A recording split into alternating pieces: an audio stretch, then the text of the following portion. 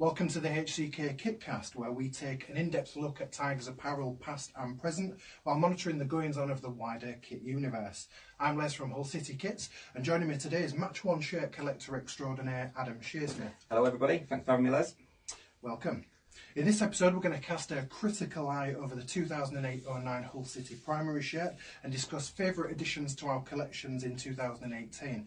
But before that, let's consider some kit news. Is there anything that's caught your eye, Adam? Yeah, the Kits for Africa shirts that City have done for the third year consecutively now is one that I'm looking to hopefully get hold of. I've just managed to get hold of one from last season.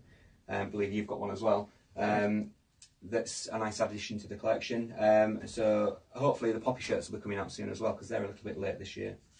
Yeah, last year when the poppy shirts went on sale, the auctions ended around Boxing Day. Yeah, there would have been a nice Christmas present last year. This year they don't seem to be around still, so that might be something for City to get their finger out for. Indeed. City wore amber alternate shirts in the 2-1 win at Preston. It's the 5th time we've worn them this season. In case you're wondering, the record in the old shorts is 1-3, drawn 1 and lost 1. We could wear them again at Millwall in the Cup, but it's probably more likely we'll wear them at Derby on February the 9th. Of course, Saturday we wore the all-black kit in the glorious 2-0 victory at Leeds United on Saturday. Kitman John A tweeted us before the game saying he was trying to channel the 2012 game where we won 3-2 at Ellen Road. It's the third time we've worn all black this campaign, and the record stands at 1-2, lost 1. It's a nice shirt. It's one of my favourites for this season, I think, throughout the Football League. It's a beautiful shirt. I love the trimming on it, so I'm glad we wore it against Leeds. It's nice. There's a couple of slightly humorless social media accounts that don't like superfluous away kit use, and one of them was sort of suggesting that perhaps we shouldn't wear in it, but for me, we were still wearing black and amber. It increased the contrast than if we had the home shirt, and it's just a beautiful kit, quite frankly. It's one of the best we've had in some time, so I was quite pleased to see it used. Yeah, definitely. There's the, speaking of black kits, there's a Liverpool shirt that's just been released. I think it's actually sold out now in the club shops. The blackout Liverpool shirt made by New Balance, which is, for me, I actually quite like it. It's something a little bit different, so it might be worth, if anybody's got one, sending us over a picture. It seems to become a bit of a regular occurrence for Liverpool now, where they're sort of releasing a fourth kit that isn't going to get used by the first team. I suppose, in essence, what they're really doing is they're just publicising something that's on sale in the club shop. I don't have too much of a problem with it. I know that some people get a little bit outraged and say it's all about cash generation, and I agree, it is about cash generation. But anything in the club shop's about cash generation. Yeah, absolutely. Yeah. So I really just think it's an optional extra to buy, and it sort of reminds me of when Hull City did this back in late 1995, when they released this, what is essentially a third shirt, but frankly it didn't get anywhere near the kit room. The nearest it got was Dean Windus, dressed like a chavvy Santa, wearing tinsel around his head. He was wearing shell suit bottoms, and he had a bin bag as a sack, and he was pictured on the West Stand roof promoting this third shirt, and so he was never actually worn. And it was essentially raised. He was released to raise a little bit of money for the kit. What's your memories of this one? I remember that they only made 1,000 of them. I'm lucky enough to have a couple in my collection actually, but I would never wear them. Too worried about them getting ripped or anything happening to them with them being so rare. So yeah, it's a nice kit. I like the fact that it's got the amber and the white in there as well to stretch it out a little bit. The amber stripes, only been thin ones as well, make it a little bit more attractive. It's strange to go primarily with black and white when you consider the connotations of a certain rugby club that City have always had the greatest relationship with, and essentially you have got irregular hoops as well, but as stripes instead. I hear that this was made at the request of Needless Sweets because they'd never had a shirt designed that was specific to incorporate their logo. And what's interesting about it is everything is sublimated in, so the crest, the maker mark, the sponsor logo, everything about it is absolutely sublimated. So that what Liverpool are doing, and also there's the EA Sports collection by Adidas. It's a similar thing, really. It is. Yeah. What's your thoughts about those kits? I quite like the fourth digital kits for certain clubs. I'm not a massive fan of the Manchester United one, I have to admit. And the Juventus one, it's a little bit glaring at times, but the Real Madrid and the Bayern ones have taken my eye a little bit. I quite like those. I can't help but wondering if Adidas are trying to use these to sort of test the waters for kits that are a little bit more experimental, a little bit more challenging, as John Devlin often uses that one. Because, you know, a lot of people are looking back to kits from the 90s with a lot of fondness. Yeah. And certainly at the most recent World Cup, there was a lot of retro influences. Yeah, definitely. Even the Nigeria kit sort of seems to have its belongings in kits from the 90s. And I just wonder if this is Adidas testing the waters. Because if Adidas sold, you know, 3 million Manchester United leopard print shirts, then is that not the go-ahead to try something on pitch? I would think so, yeah. And I think it is just nudging the door open slightly for the third shirts to be a little bit more wacky and crazy, which I quite like. I think it's something that every team, if they're having a third shirt, should have something that's massively different from their home and away shirts. I think it's just something that can be picked up by every club quite happily and quite easily. So yeah, I'm a big fan of it, to be honest. Lastly, for news, I collect books written about kit histories of clubs, and the Spurs shirt book is a great addition to my kit bookshelf. It's written by Simon Shakeshaft along with 2 others, and his name on a kit book is a real guarantee of quality. It's got pictures of match-worn shirts from the 1960s to present day, and it's a real treasure trove of knowledge about Tottenham's kit history, including the infamous 1987 FA Cup final, where some players had sponsors on the shirts and others didn't. It's only available from the Spurs club shop, so you can get that online. It's priced about 30 quid, but if you're into your kit histories, regardless of the club, this is recommended. So that's pretty much it for kit news. Let's discuss you a bit, Adam. Okay. Tell us a little bit about your City supporting history and also how you got into shirt collecting. Right, well, I've been supporting City for as long as I can remember, really. I remember going to Boothry back in the day with my parents, my granddads, to go and watch City. Sometimes not being able to get into the home end, so games against York and Scarborough, I'd be sat in the away end for those, which was quite nice. But yeah, it's been a long time since I've been supporting City. And with the match-worn collection, it started with the Jade 92-93 shirt. I managed to pick one up and I didn't notice that it was match worn. It had number 9 on the back of it, and when it came through it had mud stains, grass stains on it. So I looked a bit more in depth at it and realised that it was a match shirt. So it gave me a little bit of a buzz, and quickly I added my second and third to the collection. Did the person who sold it realise it was the name? I don't believe so. No, I don't believe so. Tell us how much you paid for that? It came very cheap, we'll put it that way. Excellent, excellent. Okay, doc. We're going to take a look at some of your more recent shirts then that you've added to your collection soon. But now we're going to talk about the 2008-2009 Hull City home shirt. 10 years ago, so City were making the first tentative steps in the Premier League. And let's take a look at it. This particular example is match worn, of course. This was worn by Michael Turner in the 3-0 defeat at Aston Villa. I mainly like it because he was the player of the season, and I'm still a big fan of Michael Turner. Yeah, definitely. What's your first thoughts when you look at this kit? The first thing that comes to into my head when I look at the shirt is pictures of Ian Ashby and the players walking out for the first game against Fulham, the Premier League anthem playing out. Some of Giovanni's goals that he scored that season were absolutely fantastic, absolutely outrageous goals as well against Arsenal. Yeah, it brings back a lot of good memories. It's a nice shirt to bring memories for everybody who wanted to dream about us doing what we did. Yeah, this shirt reminds me primarily, I know it's easy to think of the 2-1 win at Arsenal, but I think of the 4-3 game at Old Trafford against Manchester United when Bernard Mendy came on and just absolutely changed the game. Although, of course, in that game, City had amber alternate socks. And what's fascinating about that is they were very plain amber socks with just the Umbro double diamond on them.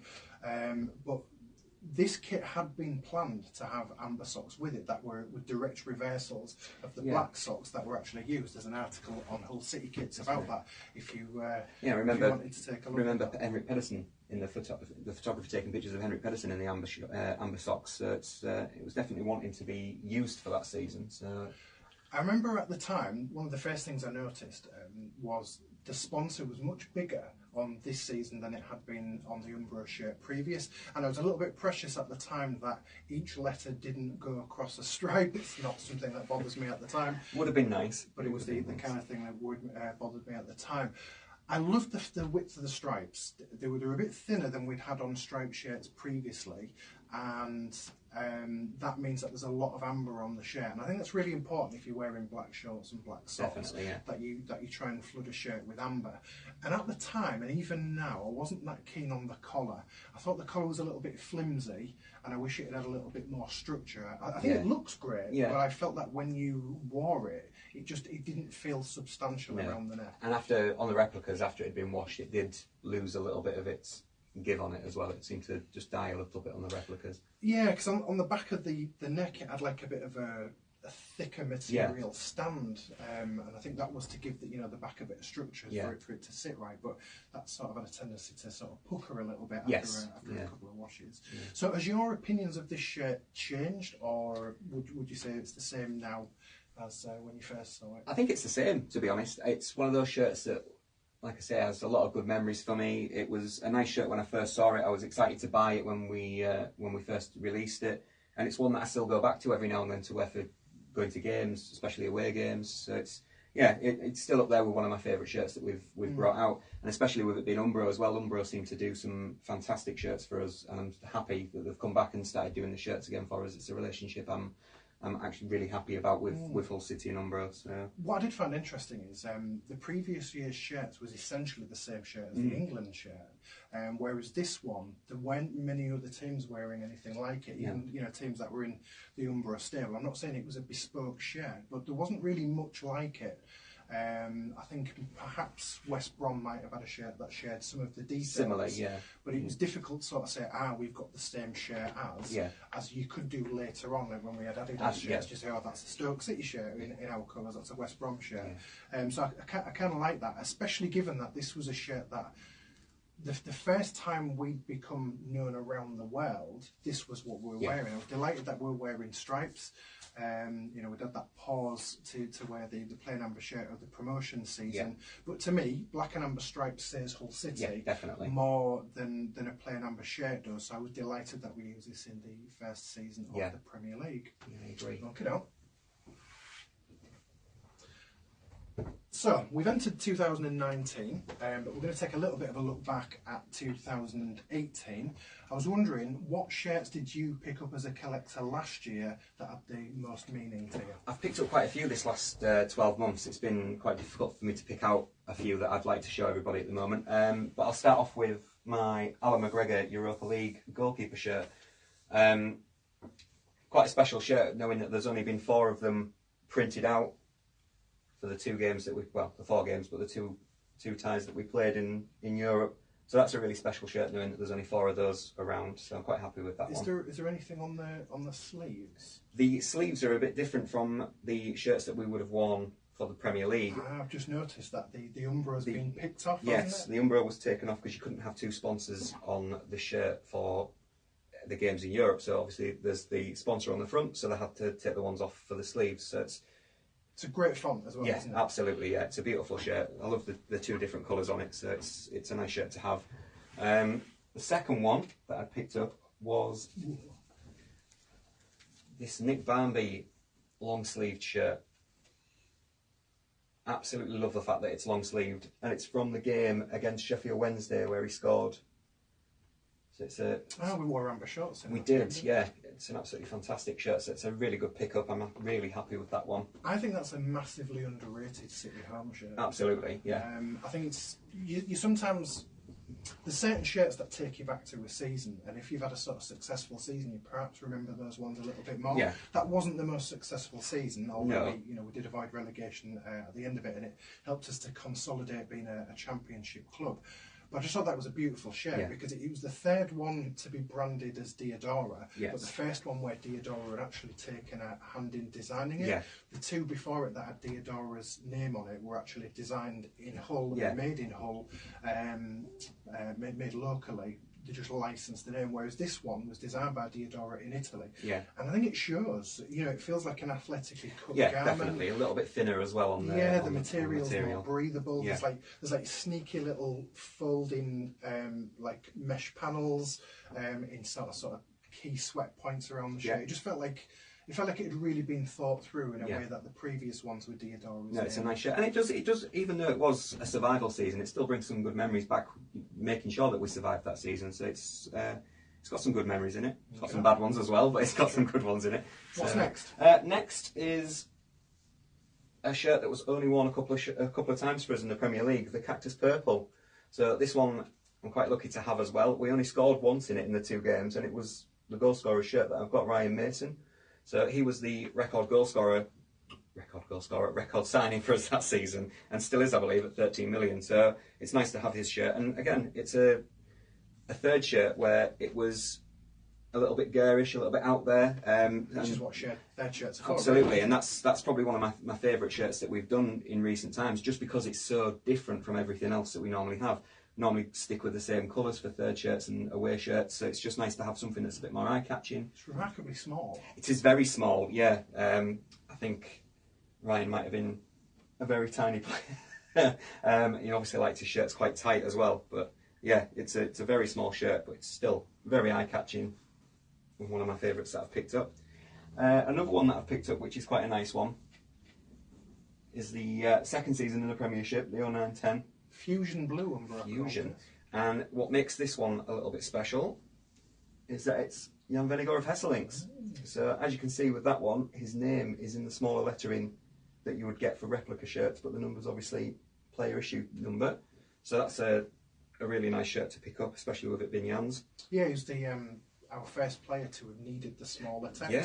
Although initially we didn't have it in stock, did we? Because there was a couple of claims where his name went all the way around the numbering, so we could get those. And what I found interesting was when we played Manchester City, there was 2 players on the pitch that needed the smaller text, and there's a couple of pictures of him, because I think there was an image of Jan Vennegoor of Hesseling tackling Sean Wright-Phillips. So the 2 of them with the, not many players in the Premier League needed the smaller numbers as names. And then I think this is possibly my favourite shirt that I've got in my collection. Just with it being the promotion season, patches on it are fantastic, and it was worn by one of the greatest players to ever wear black and amber.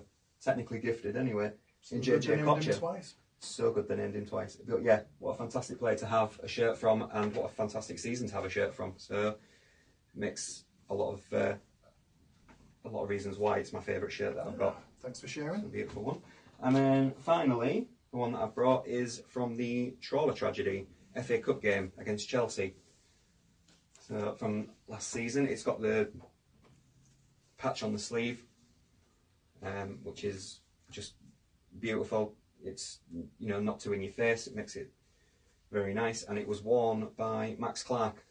Again, making it a little bit more special for me, the fact that he's a Hull lad, and it was his breakthrough season, so it just all ties in quite nicely, really. Still clearly got a lot of affection for City because he was seen at Ellen Road. Yeah, I spoke to him at Ellen Road actually, so he seems to be doing quite well and enjoying his time over in Belgium. So, all City, I noticed. Yes. Anything non-City that you added to your collection? I've started dabbling with a few different teams. Begins. This is how it does begin. Started dabbling with a few teams. My dad's a massive St Johnstone fan, so I picked up this St Johnstone shirt just a couple of weeks ago, which is quite a nice one, worn by Scobie. What season's that? That one is 14. So FA Cup final season for them, where they won, same day that we lost, unfortunately. But yeah, it's a nice shirt, something different. But I just like the patch. Reminds me of the old Hull City patches with it being felt. Oh, of course. Yeah. So it's a nice little addition. I think I might add a few more, possibly, to the collection at some point. This is how it begins. I found that there weren't as many Hull City shirts available as I wanted, so I started dabbling into Sampdoria shirts, then I started dabbling into international shirts. Then I wanted to start picking up Adidas shirts that were their key template of the season, and then I sort of moved into technologies, so I wanted a 4Motion shirt and a Tech Fit shirt, and you get to the point where it never ends. Yeah. I'll show you some of those in a minute. I'm quite happy with that one because it's Joma as well. Joma seems to do some really nice shirts at the moment. So I think they're a very underrated brand. Yeah. I've got a few Joma shirts because I like Sampdoria, and they're currently Sampdoria's kit maker, and I just think they're really well made. Yeah, definitely. Yeah. What about you? What have you picked up this year? What's about me? Okay, up. Well, you mentioned the trawler tragedy stuff. I was very honoured to be asked by a coalition of trawler memorial groups to help with the auction of those, and for my troubles, they invited me to keep one of the shirts, and it was an invitation I took them up on. Yeah, I went for the shirt worn by Angus MacDonald at Chelsea. I did it purely on the grounds that it was the dirtiest, because not only did it have mud, not only did it have grass, it's got chalk from the lines as well, and I'm a bit of a dirty man's clothing fetishist. It's a nice one to have with the small A as well. Yeah, exactly. I don't know if we've had any other players who have gone with a smaller A on this one. It's also got like a bit of a Vicks Vapor Rub stain at the front there, so it's sort of like Patrick Vieira seemed to start that craze, and then it sort of died out a bit, but it's something that's still that one of our players do now. So that's so I think one you'd mentioned about the patch. I thought the patch was beautiful. So it feels like a memorial patch. It's understated and it feels like a proper tribute. I think that's been done really well. And of course on the other side you've got the FA Cup patches. There was a point where the FA Cup patches were only really worn if a game was on television, but now it's sort of become a little bit of the standard, and that's also happening in the League Cup as well. So that's one of my favourite City pickups of last year. Next up, we've got the third shirt from last season, Navy Peony. And this was worn by Seb Larson in the absolutely ridiculous 5-all draw at Bristol City, the only time we've ever drawn 5-all ever. And this absolutely stunk when it came, to keep keeping up my fetish for dirty clothing. Now, I really like this as a third shirt. I like the colour, and I even like the jacquarding of the tiger stripes. There's a lot of people have sort of clamoured to have the 92 kit design back, and we mentioned earlier about the digital fourth kits from Adidas sort of pushing the boundaries a little bit. Personally, I would rather see tiger stripe shirts left in the past. But this kind of subtle reference to it, I think that's beautiful. And if you are going to do it, I think that's the way to do it. It's my favourite shirt that we've had for the last 10 years. As it can be seen by you wearing it today. The last of the City shirts. Now this to me is the daddy of City shirts in terms of collecting, because I've only ever in the flesh seen one shirt older than this, and this is a 1965 to 69 Hull City home shirt made out of cotton. It's made by Bukta, who were the oldest kit manufacturer in the UK. Very, very simple. No club crests in those days, certainly no kit sponsors. But what I like most about it is the number. It's number 12. What's that got to do with anything, you might think? 1965 was the first season of substitutions in the Football League. There'd been a couple of FA Cup finals that had been ruined because a player had got injured, they couldn't replace them, and games became a little bit uneven. Perhaps one of the most famous cases is Dave Whelan of Blackburn. He's never mentioned the fact that he broke his leg in an FA Cup final before. But eventually the Football League relented and allowed substitutes. So this is a shirt from the first season of substitutes. But they only allowed players who were injured to be substituted. So it wasn't used much. I think we only used it a handful of times in 65, 66. It's a stunning shirt.